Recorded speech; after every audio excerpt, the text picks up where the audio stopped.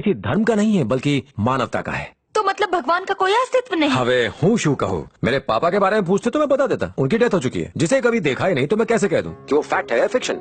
वो तो इंश्योरेंस वालों ने बताया कि भगवान धरती पर आए और मेरी दुकान तोड़ गए, इसीलिए ईश्वर को बुलाया मैंने। तू तो खुद नास्तिक है, तेरा क्या भला होगा? जा करम जले। गला सूख गया होगा, चुसो। आपको एक बार भी नहीं लगा कि भगवान पर केस करना गलत है? तो क्या उनसे लड़ता? एक जिम्मेदार नागरिक होने के नाते लीगल रास्ता अपनाया। इंसान गलती करे तो हम उस पर केस करते हैं, लेकिन जब भगवान का नंबर आता है तो हम सबकी हवा टाइट हो जाती है। कुछ भी मतलब इंसान और भगवान एक ही हैं? क्यों नहीं?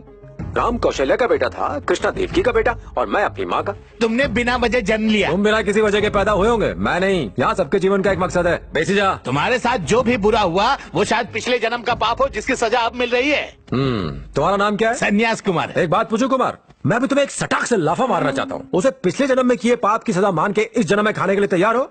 चुपचाप बैठ जा भाई, इनके पास हर सवाल का जवाब है।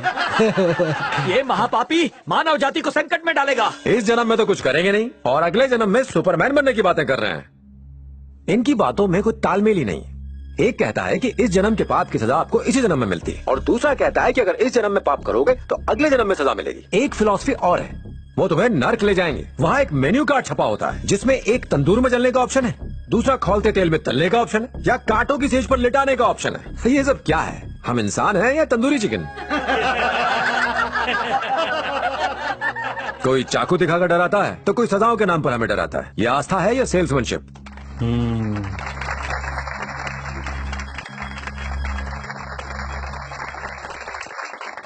गोपाल जी कहते हैं जो भी होता है उसके पीछे दैविक शक्ति होती है। अच्छा, तुमने वो दैविक शक्ति देखी है या फिर किसी और ने उसे देखा है? बहुत से चमत्कारी बाबाओं को आपने हवा में से पत्थर पैदा करते देखा होगा। अगली दफा उन्हें हवा में से तरबूज लाने के लिए कहना। जब वो ये नहीं कर पाएगा तब बैठ के सोचना। नेक्स्ट जनरेशन को क्लैरिटी चाहिए, कंफ्यूजन नहीं। हाँ, ये बिल्कुल सही कह रहा है। Exactly. सही है ना, बिल्कुल। ये गोपाल भाई लॉजिक बहुत अच्छे देते हैं। आप छा गए गोपाल भाई, आपके नाम का नारियल फोड़ूंगा। सौ गांडा छे। अभी लॉजिक पर इतना बड़ा लेक्चर दिया, हर मन्नत का रेट लगाते। क्रिकेट बैटिंग में 1 करोड़ जीतने पर 1 लाख का चढ़ावा, 3 पत्ती में जीतने के लिए 100 की हरी पत्ती चढ़ाने का प्रॉमिस। काम सारे पाप के करते लेकिन उसमें भगवान का सपोर्ट चाहिए। ईश्वर से कहते मेरा काम करवा दो, मैं अपना सिर मुंडवा लूंगा। खुद को प्रॉफिट, उनको बाल। अजीब सौदा है ये। हम तुम्हारी बात से सहमत हैं, पर हमारी संस्कृति, धर्म और परंपराएं उन्हें भी तो निभाना पड़ता है। साची बात छे मोटा भाई। आपकी कोई बेटी है? एक बेटी है। उसकी शादी हो गई? अभी तक नहीं। एक बात पूछूं उसे, अदरवाइज मत लेना। कल को उसकी शादी हो जाए और उसका पति किसी कारण से मर जाए तो क्या पति की बॉडी के साथ उसे भी जला देंगे? सती होना तो पुण्य है, हमारी परंपरा है। किसी जमाने में हमारे देश का धर्म था, अब उसे क्यों फॉलो नहीं करते? वक्त के साथ हमें अपनी सोच भी बदलनी चाहिए। तो बताइए आपके हिसाब से धर्म क्या है? वक्त के साथ धर्म के मायने बदलते हैं, लेकिन सत्य कभी नहीं बदलता, समय और स्थान से परे।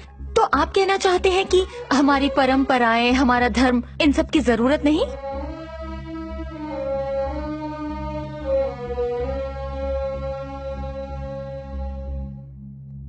आज जिस तरह लोग धर्म को अंधे होकर फॉलो कर रहे हैं, वो एक दूसरे के दुश्मन बन गए। इससे हम अपने कर्तव्यों से विमुख हो जाते हैं और हथियार उठाने को मजबूर होते हैं। एक बात दावे से कहता हूं, इंसान एक पत्थर को भगवान बना सकता है, लेकिन अगर भगवान है तो हर इंसान को इंसान बनाकर दिखाए।